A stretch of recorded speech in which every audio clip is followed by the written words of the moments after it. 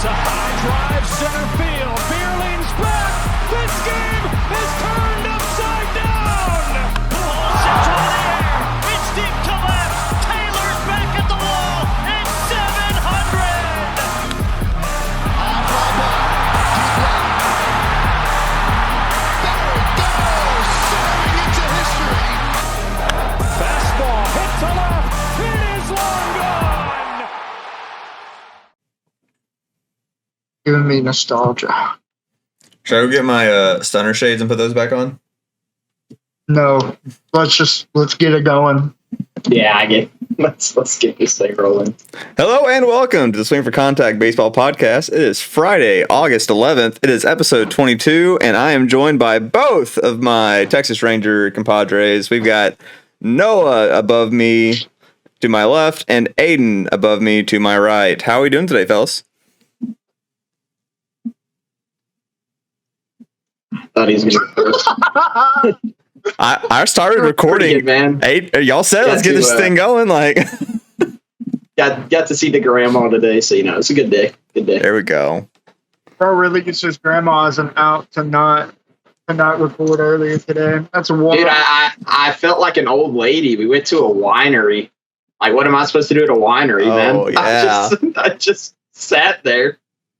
Me and your former baseball coach went to a winery one time. It was a great time.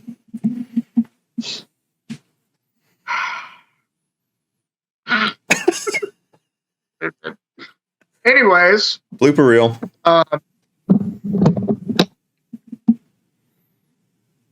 now we can't hear Aiden. Wait, for real? I'm not. Oh, okay. There we go. I'm not moving the mic up. Y'all have fun with that. Let's see. What's there to talk about? The Orioles. The whole broadcaster thing with Kevin Brown. Yeah. Honestly, Which he released a statement on that today, I think. yeah. Do you have that pulled up? I can pull it up real quick. Pull it up real quick. One of y'all pull it up real quick. Basically, I didn't even really understand the whole thing. I know there was a lot of back and forth that didn't involve anything that he said publicly, and then apparently he's kind of he and the people are good or whatever. Or yeah, they're good. My biggest issue with it was it didn't come from him. They had a graphic made on it, so he was told, or it was someone ran that through before him to say what he said on it. He just talked about their history in Tropicana, which was not a good history. They had a pretty bad record for a while. And he came out with this statement today. He said, "O's fans, I'm a storyteller and never want to be a part of this story. The most compelling story in baseball right now is the story of the league-leading Baltimore Orioles, the best, most exciting young team in the American League. Unfortunately, recent media reports have mischaracterized my relationship with my adopted hometown Orioles. The fact is that I have a wonderful relationship with the organization and our ownership and front office that's fully supported me since 2019 when I first came aboard. I ask that everyone disregard the distracting noise the past few days. I have worked closely with O's SVP Greg Bader for the past 4 years and John Angelos, and I have a solid dialogue based on mutual respect. We are all good here in Birdland. I'm proud to be an Oriole and call Baltimore home, and there's no place in baseball I'd rather be now and for the long haul. Go O's." So that's basically what that was his. So poop at the fan. Everybody's causing a riot, and that dude probably just got a contract extension and probably got paid a little hefty sum too. Probably. I mean, call it what it is, right? He probably got his bag off of this thing and probably threatened to walk or something. I don't know. I don't want to put words in anybody's mouth, but there stuff happened. So clearly now he's trying to put out those fires, but he definitely got something out of this deal. Yeah. I guess, we could talk about how Nick Castellanos still decides that on any dark day in human history, he is the greatest baseball player of all time. Wait, what did he do this time? We had what everyone thought was the official Lil Tay death and the Maui fire, 2 home runs that night. And then the next day, it is revealed that Little Tay's parents lied about her death, hit another home run, So I think officially they have to take one of the home runs from the day before off because that was fake news. And it was his 200th. He hit his 200th for the Maui Fires, which I think is ridiculous, by the way. Like, I can't laugh at that, but like, it's so bad, but he finds a way to do it every time. He has a double header on September 11th. What is going to happen? Like, there is going to be. Anyways. Oh no. So he's hitting for the cycle, is what you're saying.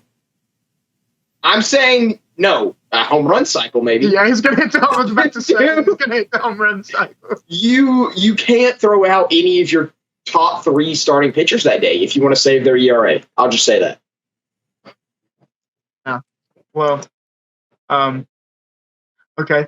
I kind of wanted to. I've been watching a lot of baseball YouTube here recently, and I've been watching this video on the Cubs. Ooh, okay. And basically, I think it was Baseball Doesn't Exist, his account. I don't completely remember what account it was, but he just kind of made a video covering what they've done since the World Series and how they're set up for a really good future. Okay. But I mean, the prospects that they got back from all those trades from like Chris Bryant, Rizzo, like, and did they trade Hobby or did he just sign with someone else? Hobby was traded to the Mets. So I don't think don't quote me because I don't know. I don't keep up with any other team really, which I probably should. But basically, it was just saying how like it was good for them this offseason to kind of, in the last offseason, to kind of be buyers instead of sellers. And so, I mean, but like, what's y'all's opinion? Do y'all think like here in the next 3, 4, 5 years? Because I mean, I feel like that division's wide open. Because how long can Milwaukee like hold on? Like, you know what I mean? I don't think it's a guarantee. I think Bellinger has a greater chance of re-signing than Stroman because Stroman really wanted that extension, and he's one of those guys where I don't know if his ego lets him sign with them as a free agent since they didn't really work with him on an extension. I think it probably would have been best to get what you could for those 2 guys. They've got PCA coming up, Pico Armstrong. He's like one of the only prospects I've seen on the top 100 that has an 80 grade of something, and it's his defensive ability. He's insane out there. I know they have him coming up. I don't know off the top of my hand the other top prospects they have, but I think it would have done them well to sell and kind of build up for a more sustainable future because I don't know how close they are to really competing for a World Series.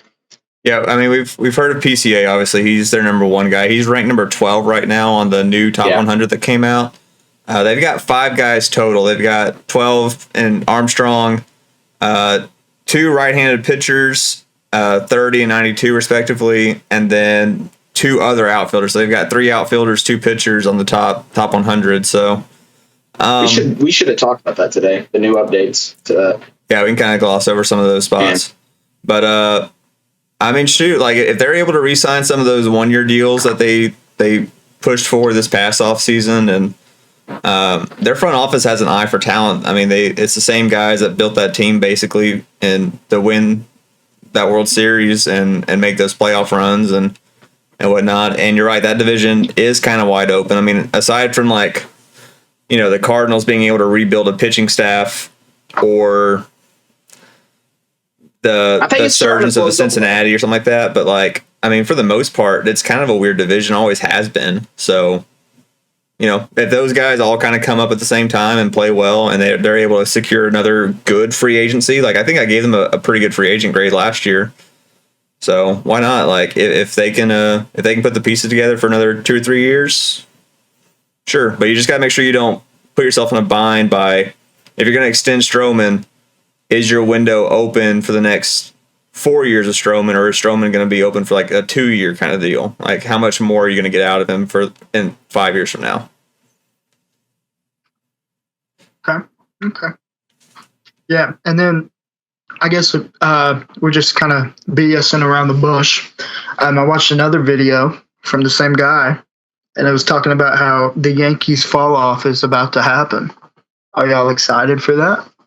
Dude, I thought the Yankees fall off was imminent since. It's yeah. Like what their offense is Aaron Judge. When Judge isn't playing for them, like their OPS as a team is like in the mid 600s. Like they have yet to find an everyday left fielder over the last 3 or 4 years. Their pitching staff, like Nestor, just went on the IL again with a rotator cuff strain. Same with Rodon. Rodon's back on with. I think his is technically listed as a hamstring issue, but he came out of that Astros game. Like they said he was cramping. Yeah, I don't know. That whole situation is weird. That's why he came out. I don't know. But with the money that they toss out, they have yet to find like stability, and I think a lot of Yankees fans recognize that. I think like for maybe the first time in 4 years, Yankee fans are more mad at the Yankees than they are the Astros. So that's kind of amusing to me. So for such a great organization, they need some hefty organizational changes. Why is the lineup not lefty dominant? One more time for good measure on that, Aiden. For such a great organization. Put that.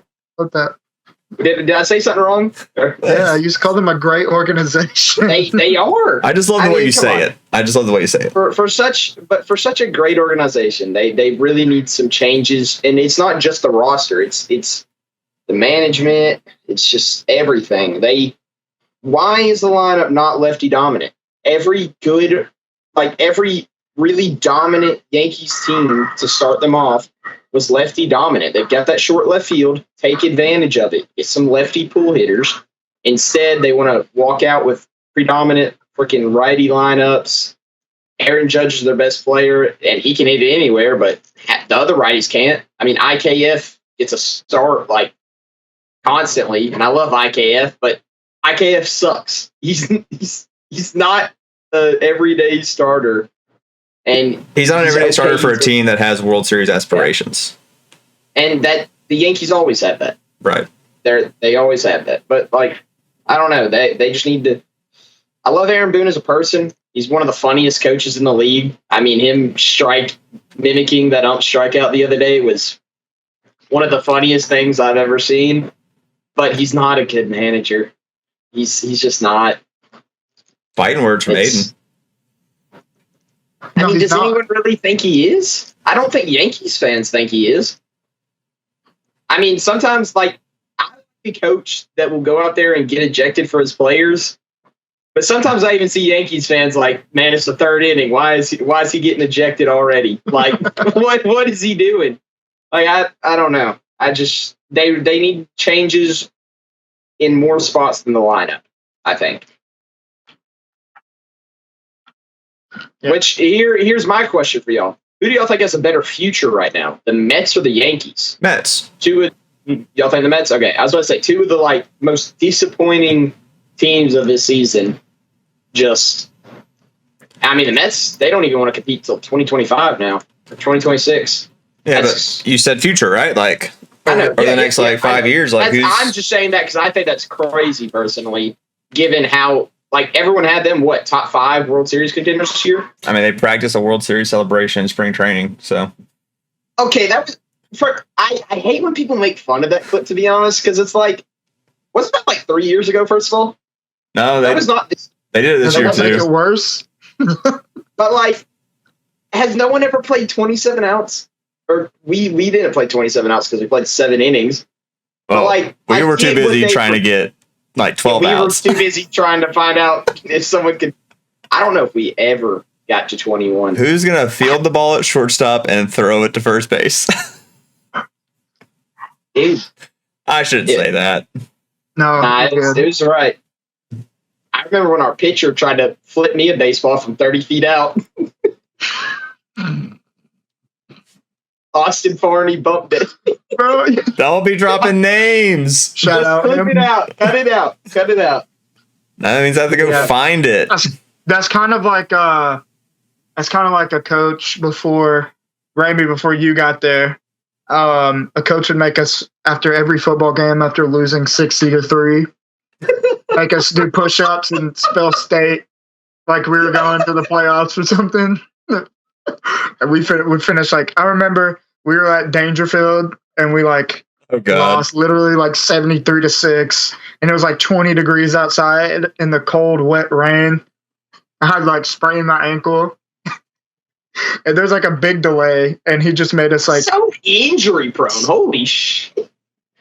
Hey, a tour meniscus, ankle sprain. Anyways, let's circle back to the Yankees and Mets real quick. So the Mets have Acuna ranked 40, Gilbert 57, another middle infielder at 84, a like middle infielder, center fielder, utility guy at 93. And a catcher at 96. So like they've got 5 dudes inside the top 100.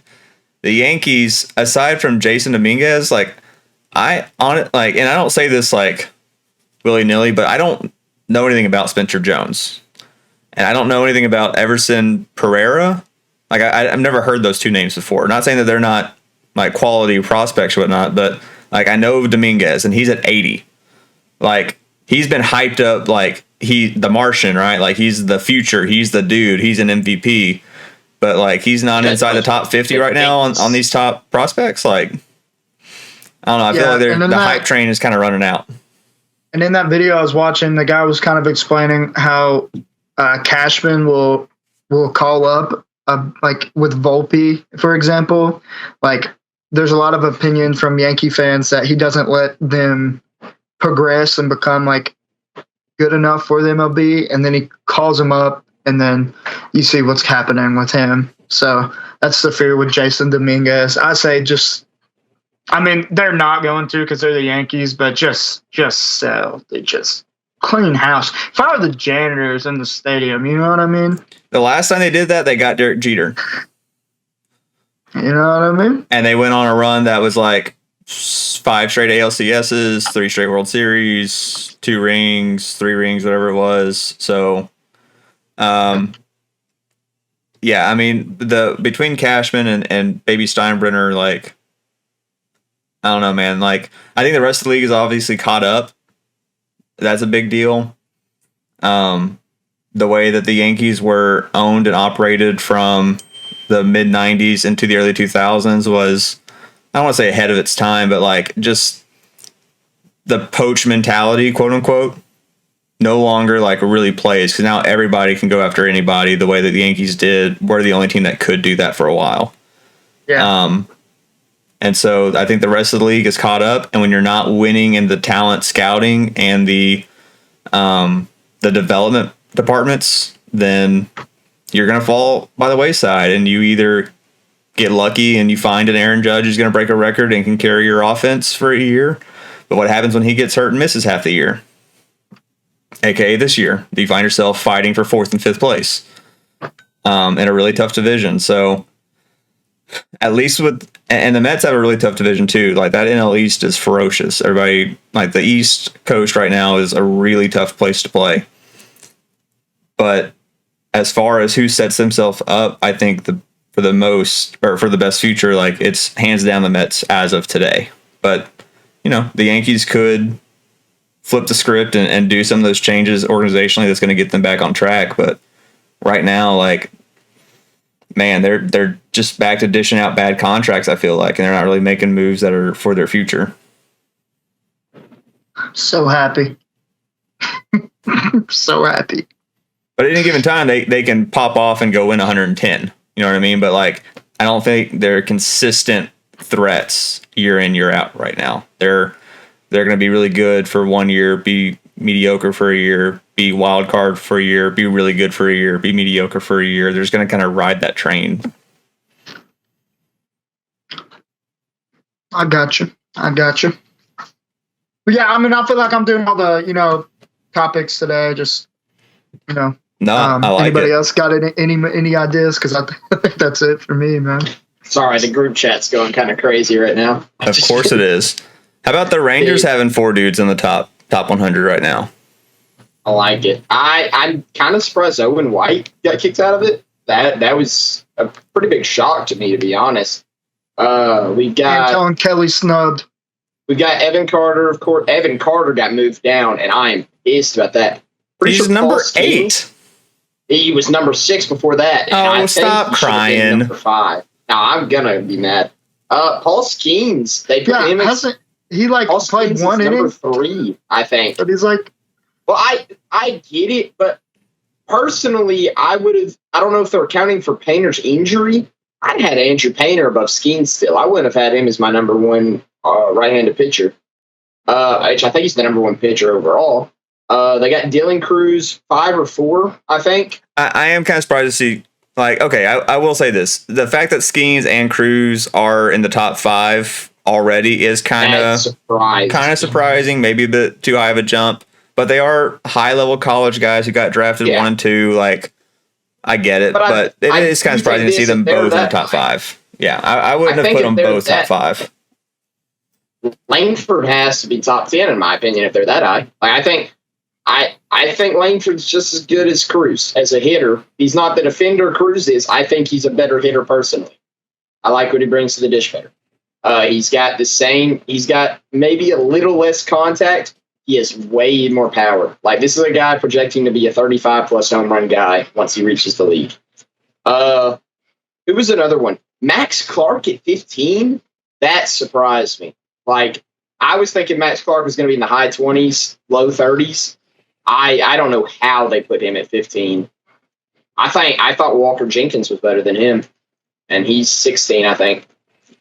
I think the deal with Clark is just because he was, again, that they were riding that top crop of talent in the draft really hard right now, and he was like a 4.5, 5 tool guy coming out of it. He's the top high school guy that got taken out of it, and so top pick. I was about to say I think Walker was the higher rated like high school prospect at the end of the year. He was like the highest high school ranked prospect over Clark. Which Clark, the problem with Clark was his swing, like he was really bad at elevating the ball in high school. He did a little bit better his senior year, but he also played really bad competition, like Queen City level bad competition, from what I've heard. But he wasn't going to like some 4A, 5A school in Indiana. Like he was going to kind of a crappy school. So I get it. I don't know. And the thing about these prospect rankings is like all these lists on how good a player is when they're between the ages of 18 and 24, like it's all skeptical, and who really knows? Like Jackson Holiday, like no disrespect to him whatsoever, but like there's a chance that he gets up and busts. Yeah. You know what I mean? Like Paul Skeens or Cruz or something like that, who just got picked 1-2, like there could be a career threatening injury, and those guys never see Major League Baseball. So obviously, like you never hope for a bust or anything like that, but like they happen. And so like this is a top 100. Half these guys won't make an all-star game. You know what I mean? That's another reason that Skeens kind of scares me in that aspect of being that high of a prospect already. Pitchers are so like iffy. Very volatile. In terms, like he could throw tomorrow, and they're like, "Hey, man, you need TJ." Like it's pitchers, their injuries are so like random. Crazy world out here, man. I don't know.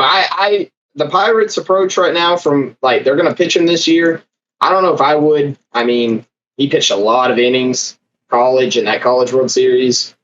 People are saying he's going to be up next year. Like people are already projecting him to be up next year at the start of the year. Same with Cruz, I think. That would surprise me a little bit. I think I'd give him a little more time to develop. And I think I would just because I've seen what happens if you don't give guys the time to develop. Like Leiter going to Double-A immediately. I don't think that was a good idea, especially when we knew we needed to work on some pitches. I think Profar came up too early. You know, could have let him develop a little bit longer. Stuff like that. Our close. Oh, my bad. No, you're good. Another thing, too, with these lists and what you're talking about, like with Leiter and whatnot, Leiter could still make it and be a very productive pitcher and whatnot. I think he can, too. But, like, he has to figure out an off speed. He slides down this list because, like, he's been in the system for a little bit, and guys have seen him more. And some of these dudes they haven't seen enough, but they're riding that hype train. So like, I don't know. I put very little stock in anything like this that comes out on a 20-year-old. It's hearsay. It really is.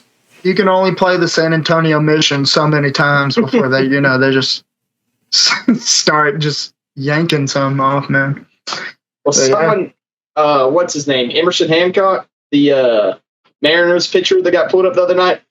Someone in the comments was like, he has a 4.3 ERA in Double-A or whatever. He's terrible. And like half the comments replying to that guy were, well, the league he's playing in, they juice all the balls.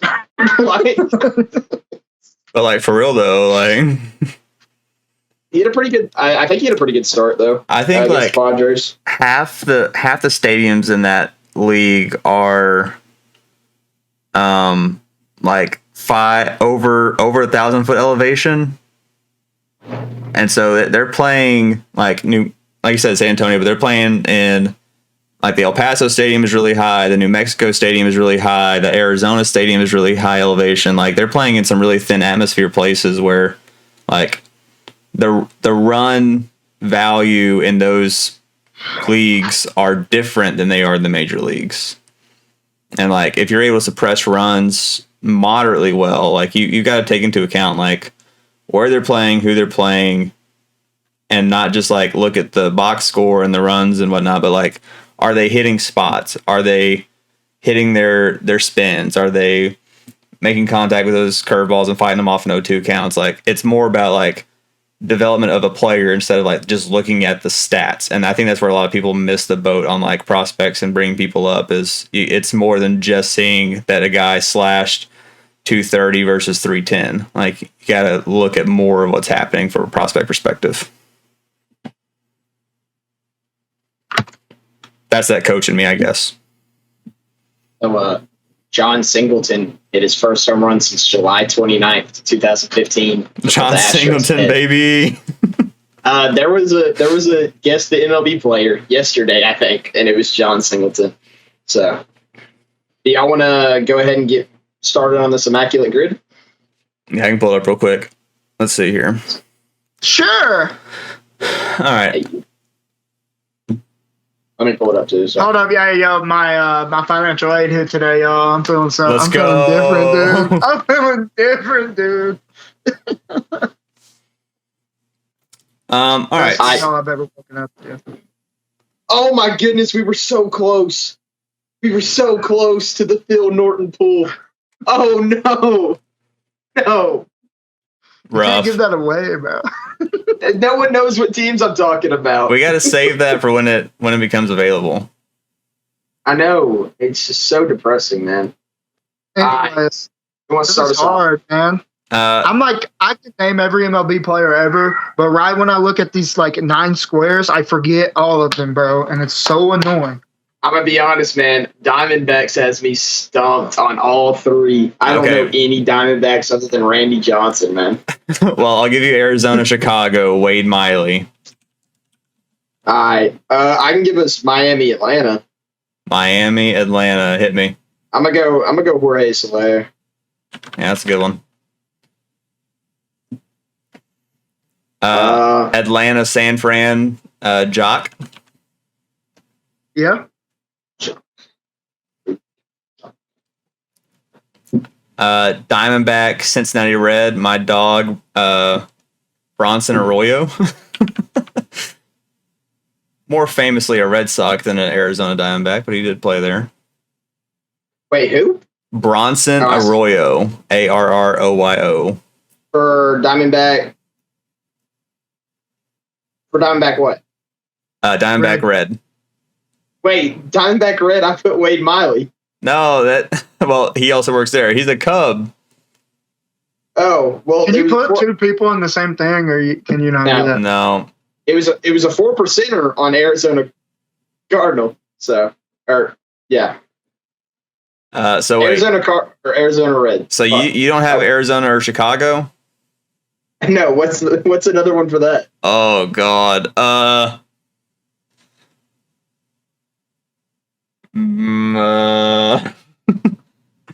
Let's circle back to that, cause Okay. I'm thinking pitcher. I'm going to be honest.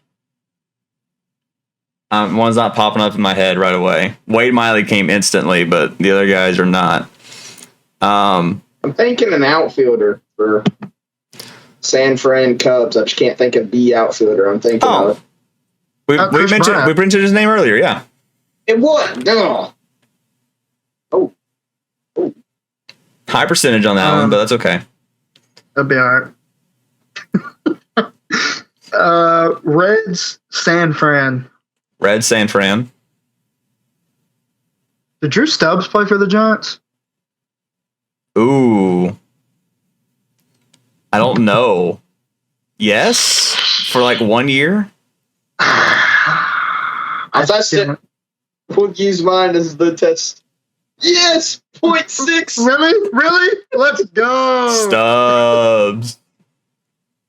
All right. The guy that tortured my childhood from the Chicago Cubs in the early to mid 2000s, Derek Lee, Chicago and Miami. That's Derek with two R's. Did Dietrich ever play for Miami? No, he You don't didn't. think so? No. I'm trying to think of Rangers. I just always circle back to Rangers. Oh, Who else Gene Segura played for? for the bottom right, Reds and Marlins, we can go with Johnny Cueto. Oh, yeah. Chad Innings Eater. All right, so Do you know about that video? Please tell me you know about that video. Yeah, with Foolish. Okay, good. Did Jesse Chavez play for the Diamondbacks at all? What a name. Fantasy. That is my fantasy legend this year, man. He carried me those first couple weeks. Between Jesse Chavez, Rich Hill, and Edwin Jackson, man, one of those three got to play for him. But I think Edwin Jackson definitely played for the Diamondbacks. I'm 95% sure he played for a Brave. He was a Brave too. I'm mostly positive. Yeah. What was it? What name was it? Edwin Jackson. He played for everybody, dude. All right, now here's the tough one. Diamondbacks Cubs. Oh yeah, I'm not gonna go down and ruin that. Not a boy. Diamondbacks Cubs.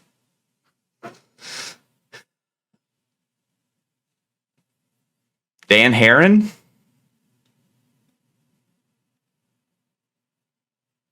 Yeah. Let's go. What was yours, Noah? I think, hold on, 138. Let's go. I'm better. Dan Herron was a little bit more rare. What percentage was Wade Miley on? 2. He was 2. On mine, he was a 4%er. So how did I get a better rarity score? Because our Bronson Arroyo was 12%. Okay, Steelers, Bronco. No, I'm kidding. Ooh, I'm not good at the football one. Oh, I haven't done the football one. I got to do that one. Immaculate Grid Football. You just have to flip tabs, but Anyway, all right, did y'all just last name? I know Aiden did, but next Tuesday, I think on the 13th. Wait, no, what the 15th, right? I don't know. Anyways. A bunch of Ranger fans got in a group chat and they're packing out section 133. And if I'm off, I'm going to go to it and it's going to be a party. I think there's like maybe 15 seats remaining in the whole section right behind the bullpen. It's going to be a party. Who are they playing? The Angels. Angels, we're going to be getting smoked or something. I can already tell.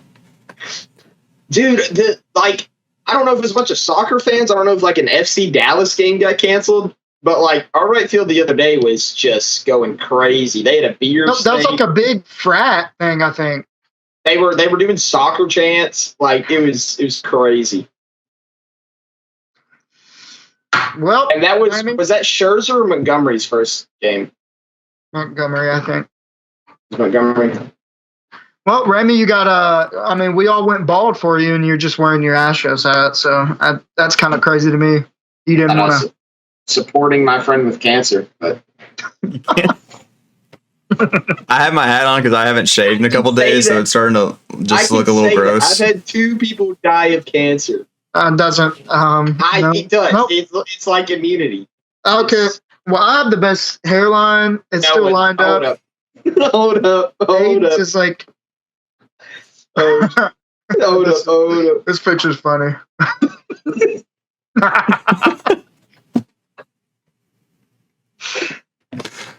That's gold.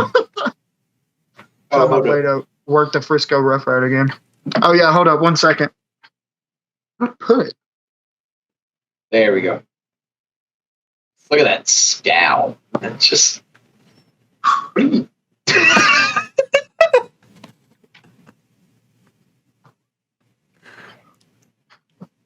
It's so bad. Nobody did not fix it. There's also this absolute gem. Oh wait, y'all can't see that. Hold up. Yeah, it's not helping a whole lot. Well, anyways. Nope, not yet. Ramy, you got anything? No, I mean y'all covered it. Did we just have another home run? John Singleton, another one. No shot. Yeah, he just hooked it inside the right field. Aiden, we can't see anything, bro. He just hooked it right inside the right field. Backwards. It's Tim Anderson's why did I even swing? So that was the greatest. That was the second greatest fight I've ever seen. Anyways, in the like modern era. Ramy, you're good. Aiden, are you good? Thank you for tuning in. Go check us out on everything. I'm Noah. That's Ramy. We got to get my young guys to post something on social media so they can go check us out. I don't have the social media anymore, man. Yeah, the TikTok, it just got taken away, off of my phone. Good. And I figure that out. Why am I just now learning this? I told you, man. I sent you the password again, I kind of 2 used it months as ago. my burner account. I kind of used it as my burner account. Dude, you really do. It's kind of funny. Thanks for. Noah has liked way too many things that are not meant for the public eye on that. I'm gonna have to delete that too. We'll catch y'all next week. Wait, you can log in by then. All right. Thanks, guys, for tuning in. See you next week. Peace out.